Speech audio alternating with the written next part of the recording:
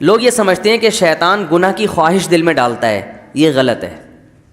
گناہ کی خواہش یہ ویسے ہی دل میں ہوتی ہے۔ لوگ کہتے ہیں نا رمضان میں شیطان بند ہو جاتا ہے تو گناہ کیوں ہوتا ہے؟ گناہ کی جو خواہش ہے نا، یہ شیطان، بڑی پیاری بات کی ہے علماء نے کہ شیطان کو اللہ نے حکم دیا تھا آدم علیہ السلام کو سجدہ کرو، شیطان نے نہیں کیا، تو شیطان کو کس شیطان نے ورگلایا تھا؟ کیا ہو گیا بھائی؟ شیطان کو کسی شیطان نے بولا تھا کہ سجدہ نہیں کرو، یہ مٹی سے بنا اور تمہاری ویلیو گر جائے گی، تم آگ سے بنے ہوئے، تم مٹی کو سجدہ کرو گے تو تمہاری ویلیو ختم ہو جائے گی۔ یہ پٹیاں کس نے پڑھائی تھیں؟ کوئی اور شیطان تھوڑی تھا۔ شیطان کی اپنے ذات میں حسد اور جیلسی۔ تو انسان دو وجہ سے گناہ کرتا ہے، ایک تو یہ کہ اس کے دل میں خواہشات پوری کرنے کی چاہت اللہ نے ویسے ہی رکھی ہے۔ بھائی فرشتوں میں خواہشات ہوتی ہیں؟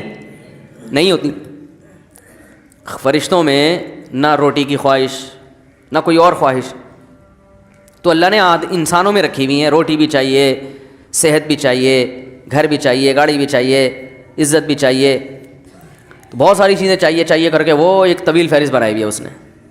سر پہ بال بھی چاہیے، یہ بھی ضروری ہے۔ آج کل کیا ہمیشہ سے چاہیے، لیکن میں ان لوگوں سے کہتا ہوں کہ جو سر کے بال کٹا کے یہ سمجھتے ہیں کہ ہم اللہ کو راضی کر رہے ہیں، کم از کم یہ الزام اللہ پہ مت لگاؤ، ٹھیک ہے نا؟ بال کٹائیں، بعض لوگوں پہ ٹرینڈ اچھی لگتی ہے، لیکن اس کو سنت نہ سمجھیں۔ تو انسان کی طبیعت ایسی ہے کہ وہ خواہشات کی طرف مائل ہوتا ہے، اس کی فطرت ہے، وہ تو شیطان نہ بھی کہے تو مائل ہوتا ہے۔ دیکھو ہم جب روزہ رکھتے ہیں تو ہمارا پانی پینے کا دل چاہتا ہے کہ نہیں چاہتا ہے پیاس میں؟ تو یہ شیطان سمجھا رہا کہ پانی پیو؟ بولے نا بھائی، وہ تو میڈیکل سائنس یہی کہتی ہے کہ جب پیاس لگے گی تو پانی پینے کا دل چاہے گا، تبھی تو روزے کا ثواب ملے گا۔ بھوک لگے گی تو روٹی کھانے کا دل چاہے گا۔ ہاں، اب مسلمان یہ دیکھتا ہے بھائی اللہ کی طرف سے اجازت ہے تو کھا لو، اجازت نہیں ہے تو نہیں کھاؤ۔ اب روزہ ہے تو اللہ کی طرف سے اجازت نہیں ہے، بعض دفعہ اللہ کی طرف سے کھانے کا حکم ہوتا ہے۔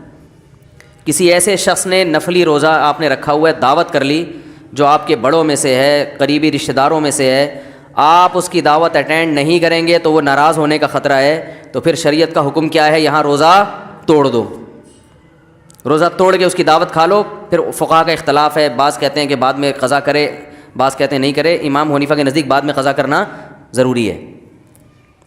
تو یہاں کھانا کیا بن گیا؟ حالانکہ اس وقت دل چاہ رہا ہوتا ہے کہ نہیں کھائے، کیونکہ اتنی مشکل سے دوپہر تک کا روزہ آپ نے برداشت کر لیا، صبح کی چائے چھوڑ دی، گٹکا بھی نہیں کھایا، صبح پان بھی نہیں کھایا، اتنی قربانیاں دے کے 12-1 بجے تک آپ پہنچے اور دعوت آ گئی، اور ایسی کی دعوت آئی جو آپ کے چچا لگتے ہیں رشتے میں اور بڑے قریبی ہیں۔ اب وہ ناراض ہو جائیں گے کہ یار آج ہی روزہ رکھنا تھا، میرے بچے کا ولیمہ ہے، آج ہی روزہ رکھنا تھا۔ تو بہتر کیا ہے کہ آپ روزہ، حالانکہ یہاں دل چاہ رہا ہوتا کہ نہیں توڑو، کیونکہ فقہ حنفی میں تو بعد میں قضا کرنی پڑے گی نا اس کو، یا تو چلو بالکل ہی غریبی میں معاف ہو رہا ہوتا، کہتے بعد میں کون قضا کرے گا یار، آج رکھ لیا۔ تو خواہشات، یہ شیطان نہ بھی ہو تو انسان کے دل میں اللہ نے خواہشات کا ایک سمندر رکھا ہے۔ مسلمان کیا کرتا ہے کہ جب گناہ کی طرف اس کی طبیعت مائل ہوتی ہے، جو ہر ایک کی مائل ہوتی ہے، علماء کی بھی ہوتی ہے، بزرگوں کی بھی ہوتی ہے، عام آدمی کی بھی ہوتی ہے، یہ تو انسان کی نیچر ہے۔ بھائی بھوک لگی ہوگی تو روزے میں دل شدید بھوک لگ رہی ہے آپ کو، دیکھو جب رمضان گرمیوں کا روزہ ہو اور دسترخوان پہ بیٹھے ہوئے ہوں، سامنے چاٹ اور پتہ نہیں کیا کیا چیزیں مزے کی رکھی ہوئی ہوتی ہیں، تو مفتی صاحب بھی ٹائم دیکھ رہے ہوتے ہیں نا جلدی، یار کتنا ٹائم رہ گیا، کیا خیال ہے؟ تو پتہ چلتا ہے بھائی اس کا بھی دل چاہ رہا ہے۔ تو بزرگ بیٹھے ہوں گے، وہ بھی بار بار دیکھ رہے ہوں گے، اذان کی طرف توجہ ہوگی کہ یار کب سائرن بجے گا یا کب اذان ہوگی۔ تو یہ جو خواہشات اللہ نے ہمارے اندر رکھی ہیں، ان خواہشات کی طرف ہر ایک کی طبیعت مائل ہوتی ہے، لیکن ان خواہشات پہ مسلمان عمل کیوں نہیں کرتا؟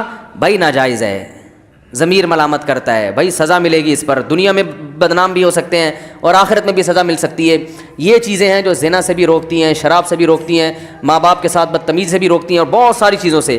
شیطان کیا کرتا ہے کہ جب آپ بریک لگا رہے ہو نا، اس کے انجام کو دیکھ کے تو شیطان اس کا بھیانک انجام پہ ایک چمک پٹی جو ہے نا، یا ایک خوبصورت چادر لگا کے اس بھیانک انجام کو خوبصورت کر کے دکھا دیتا ہے۔ بات آ رہی ہے سمجھ میں؟ شراب پینے والا جو پہلی دفعہ شراب پیتا ہے تو اسے پتا ہوتا ہے کہ یہ غلط ہے، وہ کبھی اپنی اولاد کے لیے شراب کو پسند نہیں کرے گا کہ میرے بچے بھی شرابی ہوں, میری بیگم بھی شراب پیتی ہو, میرے ابا بھی پیتے ہوں, میری اماں بھی وہ کہے گا میں ہی پیوں, باقی میرے رشتے داروں میں کوئی نہ پیے.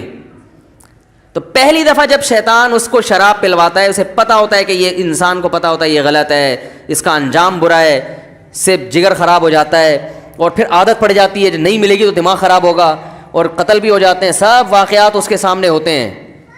لیکن وہ یہ کہہ کے پیتا ہے کہ شیطان اسے کہتا ہے اگر تم نے یہ لذت حاصل نہیں کی اور اس کے بغیر ہی دنیا سے چلے گئے تو یہ مزہ تو بولو بھائی رہ گیا. بعض دفعہ یہ کہتا ہے پی لو, ایک دو دفعہ سے کیا ہوتا ہے توبہ کر لینا.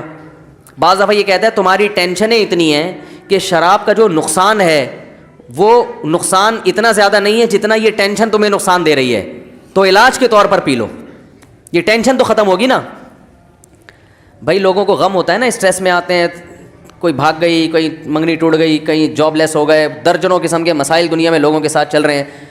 تو اب وہ اسٹریس ہوتی ہے, ٹینشن وہ چائے سے ختم نہیں ہوتی, وہ کافی سے ختم نہیں ہو رہی, تو کہتے ہیں یار تھوڑا سا پی لیتے ہیں, دماغ کیا ہو جائے گا ریلیکس, وہ ٹینشن بھول جائیں گے.